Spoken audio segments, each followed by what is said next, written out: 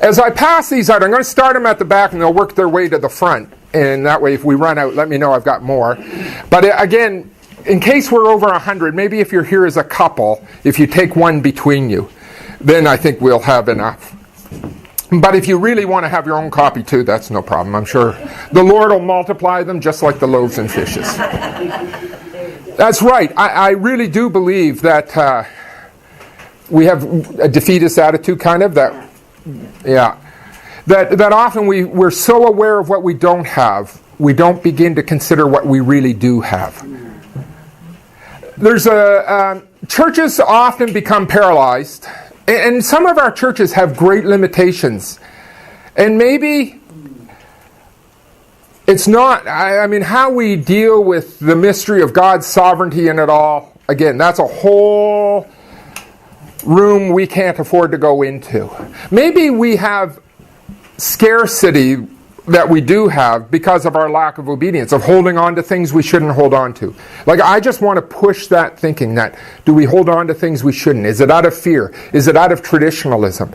Is it out of me first, internally focused kind of thinking that we have scarcity? Maybe, and we need to move. But I still would say this.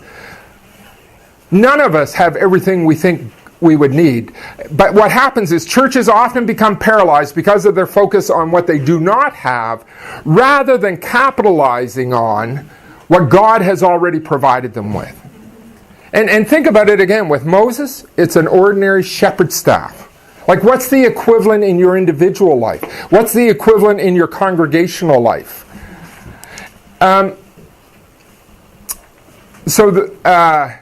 This is a quote I found from a lady named Amy Butler in an article, 3 Leadership Strategies Every Pastor Should Adopt. This was the quote I really liked.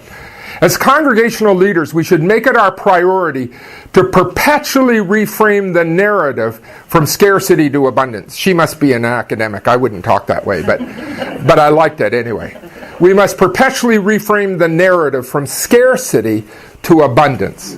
When congregations speak in narratives of decline and death, desperation and fear, when those are what shape our conversations, we are crippling our ability to think in new ways and take action toward the next expression of our lives together. So again, that's a slide now in your handout, so you'll have that. But I think that's worthy of consideration before the Lord when we think of, that's kind of what Moses was doing before the Lord, saying, it's scarcity. I don't have what it takes to be able to go to Pharaoh. That's what the disciples were saying to Jesus. Jesus, this is a time of scarcity. We don't have what it would take to feed this crowd. Do you see what I mean? We're crippling our ability to think in new ways and take action toward the next expression. What are things, when I work with churches in a workshop, I try to get them think, so what are the ordinary shepherd staffs you have in your hand? And in a sense, I look for just even some ordinary things. Now, I might have some ideas on there, I don't know, but don't look ahead. So just think on your own. What are some things that you think, well, maybe God would use this or that? What do we have? Relationship. We have relationships. Others. I think that's huge, people. We have hospitality. I talked about that this morning around the Syrian refugees. I think that's one of the things that moves us. What else do we have?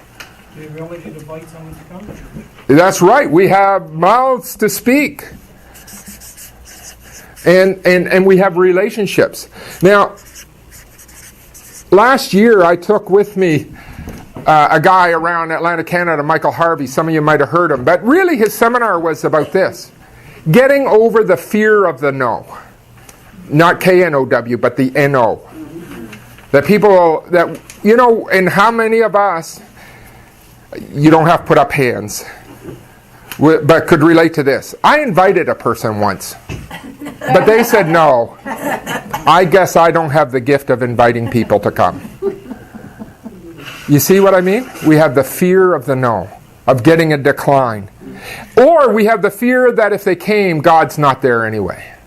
Because really, if we believe God is in our midst, then we have to have faith that He'll show up.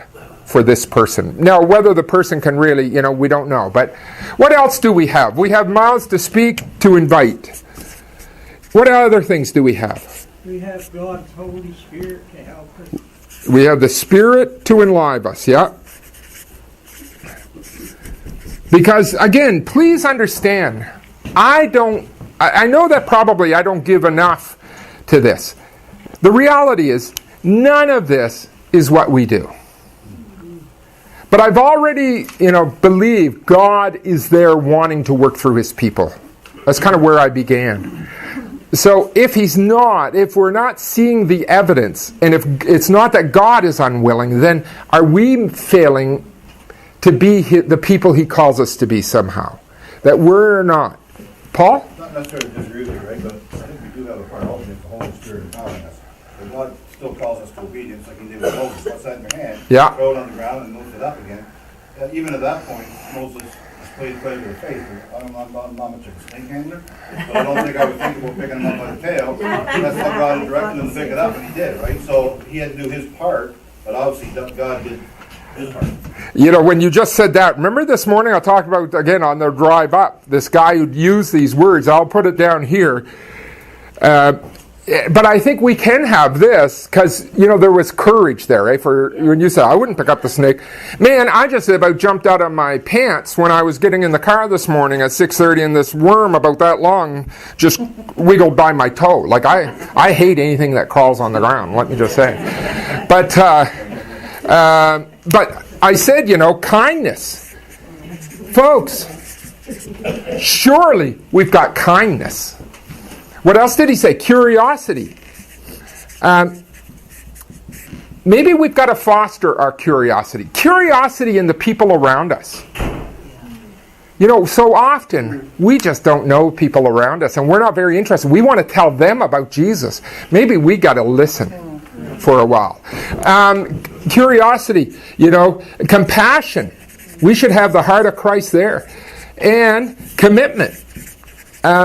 Those are things our shepherd staffs in our hand. The other thing I think that we need to know is I believe, even in our churches, even in our communities, we have an identity. We're not some group we're not Johnny's come lately. Okay, most people will say, I know what the Baptist Church is. They might not think well of us, but they know we're not a fly-by-night, kind of here one day and gone the next.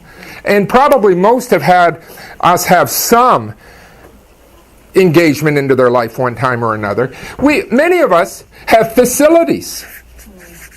They might be poor facilities, and many are, and they're real handicaps to overcome. I do believe that, but then we still think, how do we leverage at least what we have?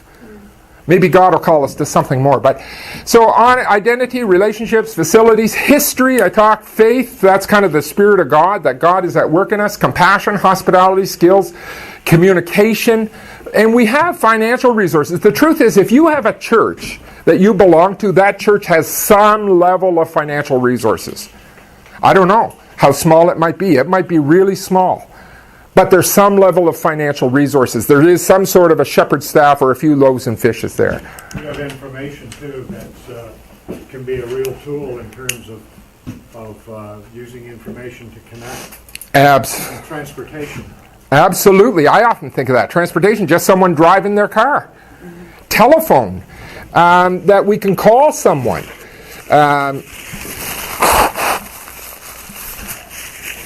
You're right. I often think of that. I'll tell you one of the things I believe, and maybe you'll report me to the Board of Ministerial Standards and say I'm a heretic, but no one's done it yet, though they might come yet. I just will say this. I don't hear when you say transportation, I've often said, I kind of think the gifts of the Spirit, not the fruit of the Spirit, but the gifts, that there's nowhere in the Bible, even if you add all the different lists together, it's an exhaustive list. I tend to believe that our spiritual gift is how God touches people's lives through us. And I have a whole message, sometimes I'll preach on that. And sometimes we're not even very good at it, frankly. And yet God touches someone's life when we do it. But I think driving the car can be a spiritual gift. Driving a neighbor to an appointment. I think, if you're shut in, picking up the telephone. I mean, we can call that the gift of, caring or whatever. But that can be a tool in our hand. There are, and in our churches, we have tools available to us that are relevant to our community, that we can really draw upon a wider community to say, can you come and put that resource on in our community? Grief care maybe, or financial management, or there's any of 1,000 other things you could look at. Now, Dean asked this question. And I'm going to be way out of time, so let's try to... So I think this is an important question. Now, I'm up here, I get to tell you what I think, and remember I said at the beginning, you don't necessarily have to, I always say, drink my Kool-Aid, okay? You might not agree with me. But I like this question. It comes from Dennis Bickers, I think. The first one I heard asked this in this way. But under Christ, meaning we all know we exist for Christ, so let's take that as a given. Does the church exist primarily for insiders or outsiders? The faithful on the inside, or is it for those who do not yet know? So here's what usually happens. Almost always it comes down to the fact that most want to say, well, of course we exist for both. And in a sense we do. But then the follow-up question is, but when those interests conflict, as they often do between those on the inside, we have our own little, I tend to think of it like we have our own form of High German that we speak to one another. And what I mean by that is, when I lived in the West, I used to hear of these Mennonite communities that were still worshiping communities who spoke in either, Low German or High German. And I used to think, well, how does anyone from around them come in and understand what's going on? And I thought, I guess that doesn't matter to them. And I thought, well, we're kind of like that. We have our own forms of whatever, Low German or High German, that are meaning to us, but almost non-understandable to those from the outside who come in. So, here's what I believe. When we look at churches, and we're not going to talk about this in this hour particularly, but I often think about in terms of a life cycle from birth to death of a congregation. And what happens in most of our churches, because most of your churches are more than 100 years old, at least going on how hands went up, that these churches have had numerous new life cycles of new times of birth, and I believe the local church can have infinite number of births of life cycles. But here's what I'll observe. You can think about it. That churches on this side of the growth cycle are externally focused. That's what drives them. The mission. When they're in the decline, they switch to being internally focused.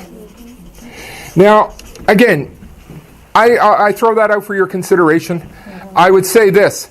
I tend to think of it, I'll offer this up to you, we were talking about it one day, as being like a hospital.